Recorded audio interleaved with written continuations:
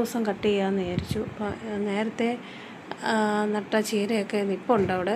അപ്പം ഞാൻ ഈ കോവയ്ക്ക കുറച്ചും കൂടെ ഉണ്ട് പറിക്കാനായിട്ട്. അപ്പോൾ അത് ഇടയ്ക്കും വെളിക്കുമൊക്കെ നിൽക്കുന്നതാണ്. അപ്പം നമ്മൾ നോക്കുമ്പോൾ എന്താ കോവയ്ക്ക നിൽക്കുന്നു. അതൊക്കെ പറിച്ച് അത്യാവശ്യം ഒരു ചെറിയ മെഴുക്ക് പുരട്ടിക്കുള്ളത് കിട്ടി. പിന്നെ ചീര കട്ട് ചെയ്യാമെന്ന് വിചാരിച്ചു. നേരത്തെ നട്ട ചീരയാണ്. അപ്പോൾ ഞങ്ങൾ ഒത്തിരി ഇതിൽ നിന്ന് കട്ട് ചെയ്ത് എടുത്തിട്ടുണ്ട് കേട്ടോ. അപ്പോൾ ഇതിൽ നിന്ന് പൊട്ടി പൊട്ടി കിളിക്കുന്നുണ്ട് നമുക്ക് വേണ്ടി.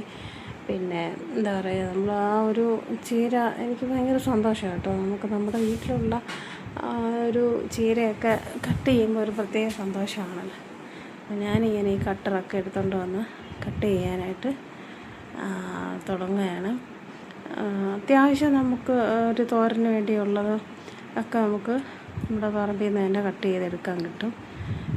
വാങ്ങണമെങ്കിലൊക്കെ 10, 30, 40 ഒക്കെ രൂപയാണെന്ന് തോന്നുന്നു ഒരു കെട്ടിൻ്റെ വില. ഇതുപോലെ നമുക്ക് വീട്ടിൽ ചെയ്യുകയാണെങ്കിൽ നമുക്ക് തന്നെ ഈ ഉണക്ക് ടൈമിലാണ് ചീര പിടിക്കുന്നത്.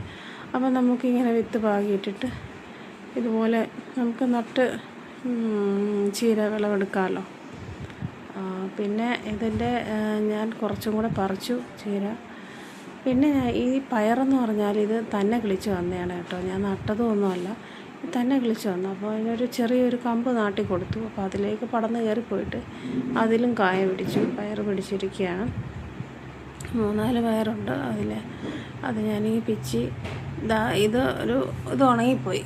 ഞാൻ ഒരാഴ്ചയോളം ഞാനിവിടെ ഇല്ലായിരുന്നു. ആ സമയത്ത് അത് ഉണങ്ങി പോയിട്ടുണ്ടായിരുന്നു. പിന്നെ വള്ളിയൊക്കെ ഇങ്ങനെ പടർന്ന് തറയിലോട്ട് പോയായിരുന്നു. അപ്പം ഞാനത് അങ്ങോട്ട് പിടിച്ചാക്കി കൊടുത്തിട്ടുണ്ട്. ചീര ഇത്രയും ഞാൻ കട്ട് ചെയ്തു. പയർ കിട്ടി, അതുപോലെ വെണ്ടയ്ക്ക കിട്ടി, കോവയ്ക്ക കിട്ടി, ഇത്രയും പറിച്ചു.